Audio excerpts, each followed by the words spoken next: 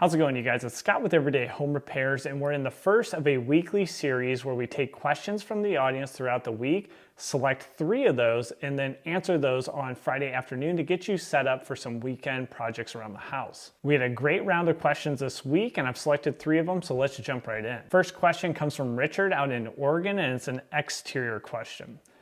Cedar siding corner 6 inches by 6 inches where the deck meets house was subjected to water from the gutter. Gutter has been replaced, and I now need to fix siding corner without replacing the whole wall of siding. So just for reference, I'll give you the link later on where you can submit your own questions, and then every week we'll go through and select some questions that are relevant, seasonality, right? So relevant to the season, and it's going to be most applicable to our audience to help the most people out. And then pictures. The more pictures, the better. If you usually give a zoomed out picture like this, kind of setting the scene, and then a zoomed in picture of the actual problem, that really helps and makes it for a much better question that we'll probably be able to feature here actually on the video. So let's take a look here. Gutters have been at least corrected or replaced. That makes sense. This area with the multiple roof lines, the gutters here, if they back up, overflow, you probably don't get great sun in this area. So I can definitely see how any moisture getting on wood and sitting there can rot away and cause wood damage. Now, this was said to be cedar. I'm definitely not in the Pacific Northwest, so I'm not super familiar with this type of siding. To me, this looks like a 4-foot by 8-foot panel, so siding panel, and maybe it's cedar or it's just made to look like cedar. And also why I would say that, if I zoom in here, let me zoom in on that picture, just confirming we're not tongue and groove boards. Yeah, we look like we have some type of seam here where we probably went past 8 foot. Which would make me think that, again, these are panels. So this section out here would be one full panel, and then that 8 foot would probably get us up to our roof line here, which makes sense. Now, it sounds like from your question that you don't want to replace that whole thing. You just want to kind of treat that one area. You can do that. You could get yourself an oscillating tool with a wood blade. I like to use some type of template. So I might write a piece of flooring or some straight edge along that trim on the bottom, and then just cut myself a nice clean line so it's easier to replace that piece of paneling later on. But that's just me. You can freehand it, it's not going to be a huge deal. But then you could address the issue that you find. Now, I would want to open up and see what's going on underneath.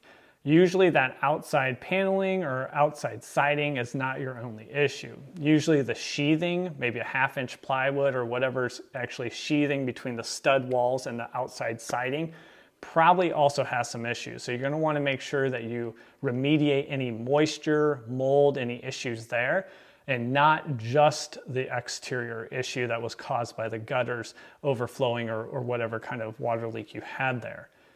For me, this is how I would handle it. I would actually remove these yellow trim pieces. I would remove those carefully because I would want to put those right back in place once I'm done. So I would not want to snap those and aggressively pull them off the wall. So I would pull those off, put them off to the side, and I actually would remove the whole panel. I would start off under the corner that I just revealed because I took the trim off, and I'd start prying that paneling away from the house, trying to get the entire section of panel in that area removed. Now, just a caution, that's probably going to be 8 foot tall and go all the way over to your window right there. I'm trying to keep that in place. I'm trying to keep that one whole piece, because what I would want to do is, now I've opened up that wall section, I want to look at what's going on underneath and, again, remediate any moisture, mold, or replace any sheathings needed. And then I would just replace that whole panel. Why I'm doing that is because if I cut down here low at the actual water damage, I'm going to be piecing in this paneling and creating another seam that I'm going to have to seal. But if we already know moisture kind of gets in here and sits in here, I want to kind of seal that up as much as possible. So if I have a nice continuous panel there with no seams, that's at least my preference. And I know you might not want to hear that because it might sound like a lot more work, but to be honest, it's actually not. As long as you remove this whole panel and take your time, you can use that panel as a template. So you're gonna get a 4-foot by 8-foot new panel from your home improvement store. And if you've removed that original panel, all the cut lines you can use as a template and lay that over your new panel, draw out your new cut lines, cut that off, and now you have a perfectly shaped panel to replace your old one. And I just think that's a better path, a better plan of action. So when you replace that old one, you're gonna wanna prime that, paint it with a good exterior paint. Don't forget your old panel you can use to paint match, just in case you don't have your exterior paint. Put your wood trim back into place and use a good exterior caulk. I would want to prime and paint the panel before putting the trim back, because I actually want to prime and paint the entire panel, even the section underneath that trim. So even though I'm putting caulk and trying to keep the water out of that, if any water gets in behind that trim, I have a primed and painted surface that's going to be a little more resilient to any moisture damage. So that's how I would handle that. And we have a ton of great viewers, a ton of professionals with infinitely more experience than I have. So I do welcome any more comments down below the video if you guys would take a little bit different approach, and especially if you're from this part of the country and you see this all the time.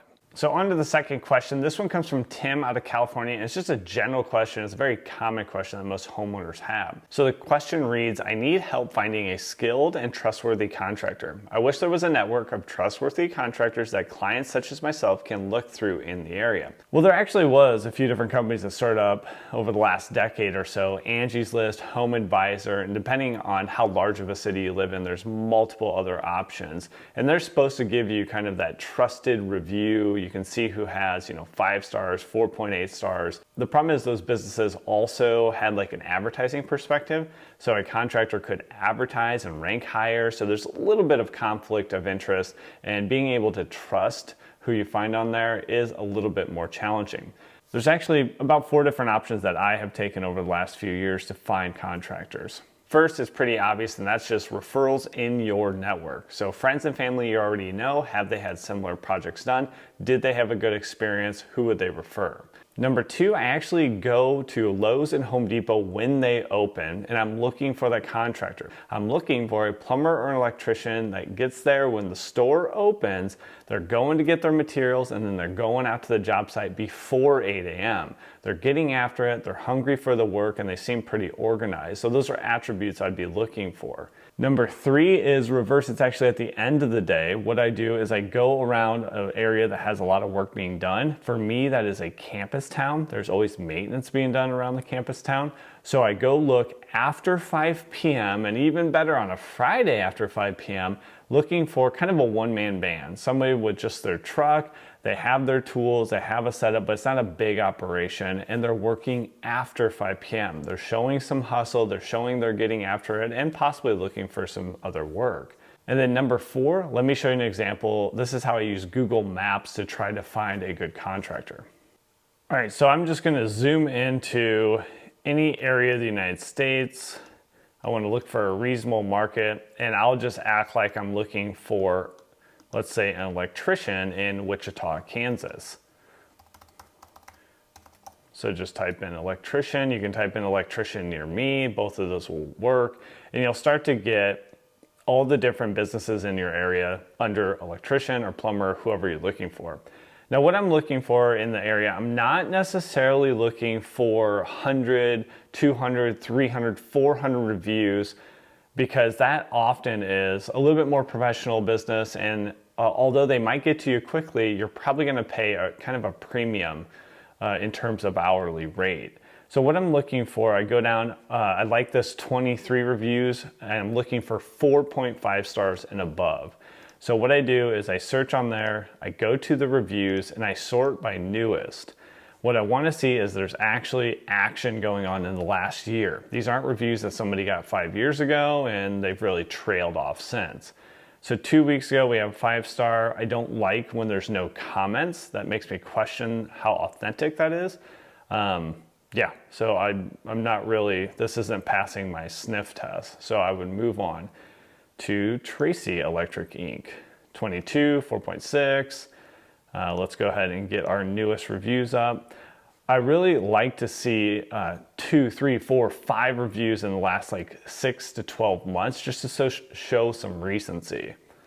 All right, the floors are started and look amazing in there. Okay, I'm looking at an electrician and they're talking about floors, so that I'm not sure about. Installed a junction box, the high coax cable. Tracing has done so much for our family for the past 2 years, makes the quality of life. I like to say, yeah, so maybe these reviews are a little bit questionable, so I might be giving Tracy a call. Shocker Electric LLC, nice name. So again, don't forget to sort by recency. If you don't do that, it just gives you like the relevant ones, which are going to be the highest ranks.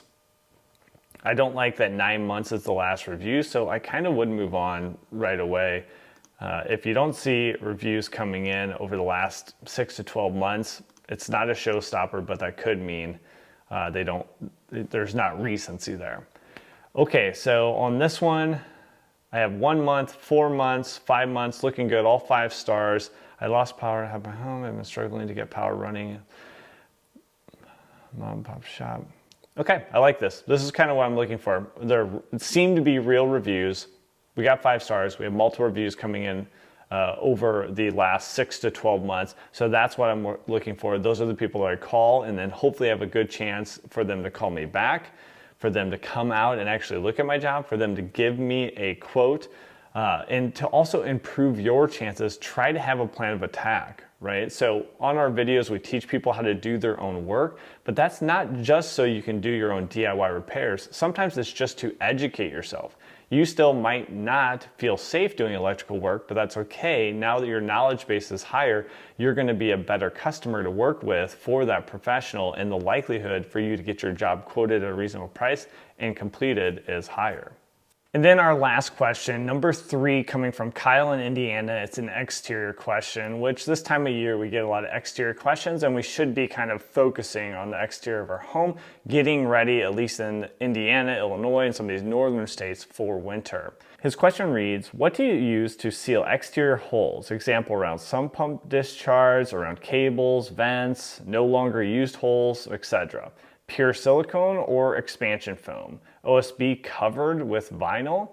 So this question, this isn't always going to happen, but I was able to dive much deeper in and create a separate video on. At the highest level, I'll show you the 2 products. I do use a spray foam like this one, which is just a standard gaps and cracks filler from Great Stuff. There's other available on the market as well. And then in this canister that helps to make the second product reusable, just 100% silicone. This is a very high-end one from GE. There's other options like about half price with the DAP Dynaflex 230. That's another good option. And then in that video, I give you tips and tricks like this, like what the heck is this reusable canister, which is going to make it so you can reuse that silicone on future jobs and it doesn't just dry out in the tip of that tube. So if you want to dive much deeper on that one and get yourself ready for the winter, check out this video right here. I'll walk you through the full process and kind of give you some pro tips along the way as well. So thanks for joining me on this video, and we'll catch you next week.